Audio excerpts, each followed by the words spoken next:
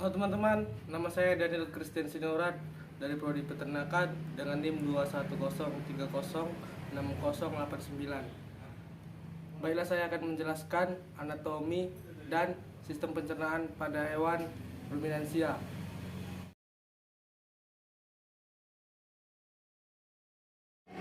Baiklah, saya akan menjelaskan organ-organ pada tragus digestipus. Yang pertama dari Cavumoris yang terdiri dari gigi seri, diasteria, lidah, saliva. Yang pertama dari gigi. Gigi dibagi menjadi dua bagian, yang dari gigi seri yang berguna untuk memotong makanan yang berjumlah 4 buah. Gigi geraham yang berguna untuk mengunyah makanan mengalami perkembangan sehingga memiliki jumlah gigi yang banyak dan berukuran besar, serta digunakan untuk memotong makanan. Untuk geraham depan berjumlah 3 buah dan geraham belakang berjumlah 3 buah. Total gigi atas ada 10 dan total gigi bawah ada 10. Diasteriva, bagian tanpa gigi atau tempat menjulurkan lidah.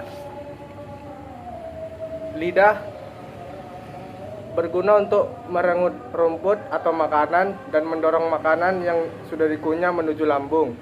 Saliva merupakan cairan untuk enzim khusus yang dihasilkan oleh kelenjar khusus pada sapi yang kemudian disalurkan ke dalam rongga mulut. Saliva berperan dalam proses pencernaan kimiawi. Yang kedua dari pharynx, pangkal dari kerongkongan. Yang ketiga dari esophagus, dari sini.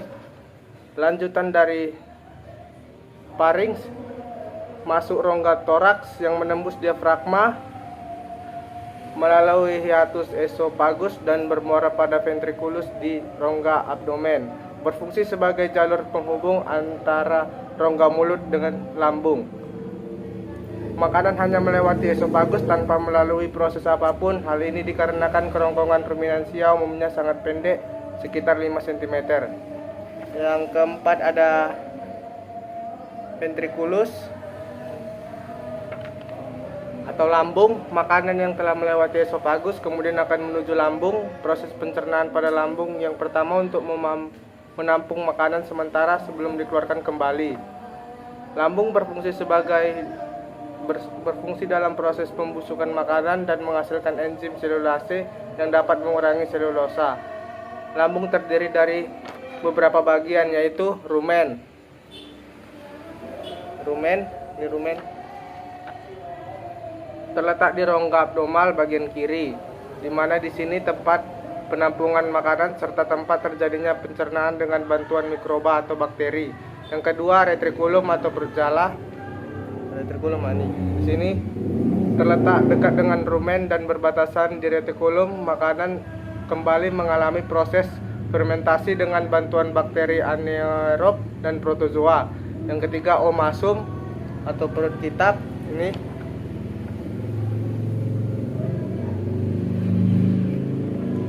terletak di bagian kanan bawah. Jika kondisi asam akan berpindah ke sebelah kiri. Perut bagian inilah disebut dengan lambung. Dari omasum atau perut kitab terletak di sebelah kanan retikulum dan di sebelah rusuk 7-11 dengan bentuk elipsis. Di sini terjadi penyerapan paling banyak. Di dalam omasum makanan dicerna dengan bantuan enzim pencernaan. Selanjutnya makanan masuk ke abomasum. Dan di sini abomasum, perut masam terletak di bagian kanan bawah. Jika kondisi asam akan berpindah ke sebelah kiri. Perut bagian inilah yang disebut dengan lambung. Abomasum memiliki banyak HCl yang berfungsi untuk membunuh bakteri. Permukaan abomasum dilapisi oleh mukosa berguna untuk melindungi sel yang dicerna oleh enzim. Dan yang keenam, intestinum tenu. Nih. Dinding yang licin berfungsi menyerap sari-sari makanan yang telah diproses di dalam lambung. Sari-sari makanan yang diserap kemudian diedarkan ke seluruh tubuh dan diubah menjadi energi. Panjang usus halus pada sapi mencapai 40 meter. Di dalam usus terjadi proses pencernaan, absorpsi, dan fermentasi. Terdiri dari 3 bagian. Yang pertama duodenum, bentuk melingkar seperti huruf U. berfungsi untuk mencerna makanan secara kimiawi dengan bantuan enzim-enzim pencernaan yang berasal dari pankreas.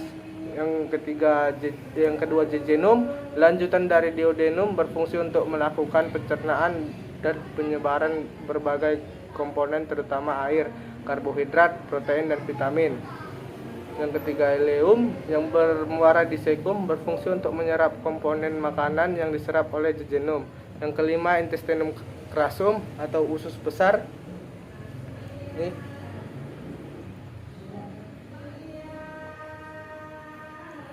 usus besar memiliki panjang kurang lebih 1 meter, terdiri dari kolon ascendens, kolon transversus, dan kolon ascendens. Di antara usus halus dan usus besar terdapat juga usus buntu atau cecum.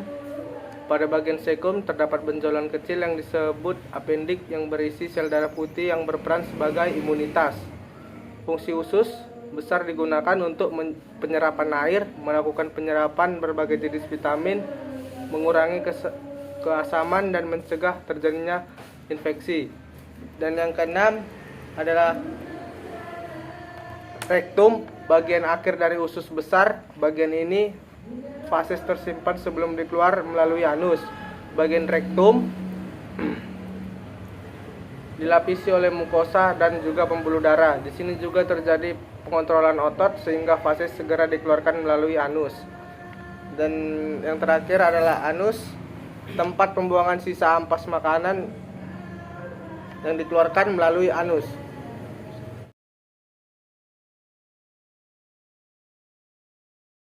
Proses perjalanan pakan hewan ruminansia. Yang pertama, rumput dikunyah dalam mulut, kemudian dilanjutkan melalui esofagus untuk disalurkan ke lambung. Dari esofagus, makanan menuju ke rumen.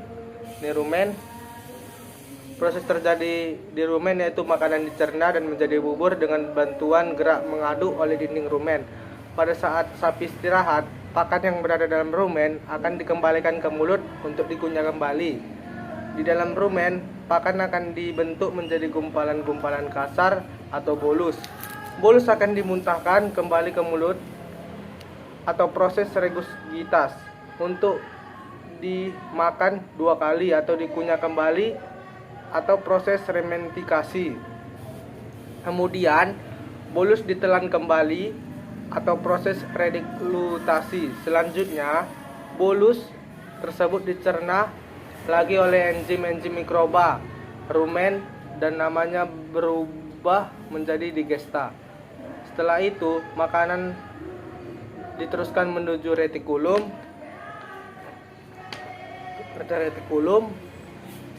Pada retikulum makanan difermentasikan dengan bentuk bakteri anaerob dan protozoa. Terjadinya proses absorpsi dan penyaringan benda-benda asing yang termasuk makan sehingga tidak masuk ke omasum. Setelah itu makanan dilanjutkan ke omasum. Omasum disebut sebagai perut buku karena tersusun dari lipatan-lipatan sebanyak 100 lembar. Pada omasum juga dihasilkan amonia dengan mungkin asam lemak terbang. Setelah itu makanan dilanjutkan ke abomasum. Ini abomasum. Pada abomasum makanan dicerna dengan bantuan enzim pencernaan pepsin yang dihasilkan oleh abomasum. Setelah makanan dicerna di abomasum, makanan akan dilanjutkan ke usus halus. Usus halus pada sapi panjangnya kurang lebih 400 meter. Pada usus halus terjadi proses absorpsi dan fermentasi. Selain itu terjadi juga penyerapan sari-sari makanan dan pada akhirnya makanan akan dibuang melalui anus.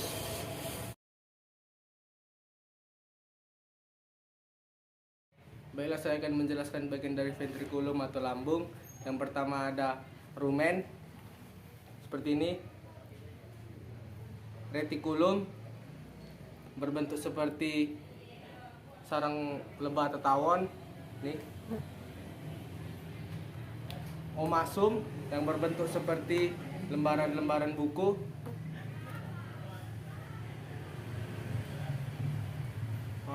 Abomasum seperti ini. Dan yang terakhir ada intestinum tenue.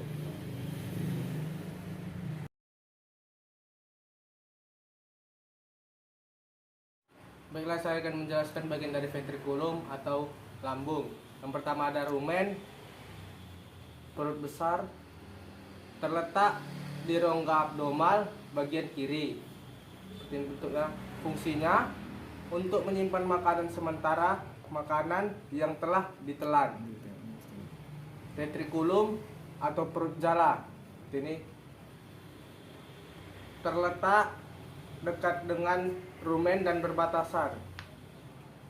Fungsinya sebagai tempat penambahan enzim-enzim sehingga makanan berubah menjadi gumpalan-gumpalan kasar atau bolus.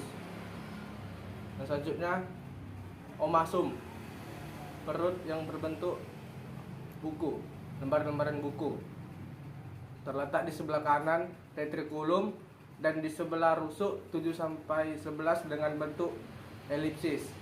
Fungsinya untuk membantu penghalusan makanan secara kimiawi dengan menggunakan enzim serta berfungsi juga dalam penyerapan air, asam lemak tertentu dengan natrium yang terkandung di dalam hijauan pakan ternak. Selanjutnya saya akan menjelaskan bagian dari abu masum atau perut masam. Terletak di bagian kanan bawah. Jika kondisi asam akan berpindah sebelah kiri. Berfungsi sebagai tempat terjadinya fermentasi selulosa dengan bantuan bakteri. Yang selanjutnya intestinum tenue, dinding yang licin, sebagai penyerapan sari-sari makanan yang telah diproses di dalam lambung yang kemudian diedarkan ke seluruh tubuh dan diubah menjadi energi.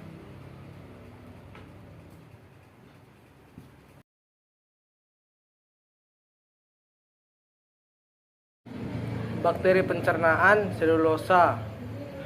Yang kedua, bakteri pencernaan hemiselulosa. Yang ketiga, bakteri pencernaan pati. Yang keempat, bakteri pencernaan gula. Yang kelima, bakteri metagonetik, merupakan bakteri yang mengkatabolisasi alkohol dan asam organik menjadi metan dan karbon dioksida. Yang keenam, bakteri amilolitik, merupakan bakteri yang dapat memfermentasikan amilum. Bakteri jenis ini relatif lebih tahan terhadap perubahan pH dibandingkan dengan bakteri selulolitik. Bakteri yang ketujuh, bakteri yang memfermentasikan gula. Bakteri yang memfermentasikan amilum sebagai besar mampu memfermentasikan gula sederhana. Yang ke-8, bakteri lipolitik, merupakan bakteri rumen yang dapat menghidrolisi lemak menjadi gliserol dan asam lemak. Hal ini dapat berlangsung karena adanya lipase yang dapat memecahkan lemak. Nah, selanjutnya bakteri pemanfaatan asam, contohnya Celonomonas dan Veillonella alcalescens.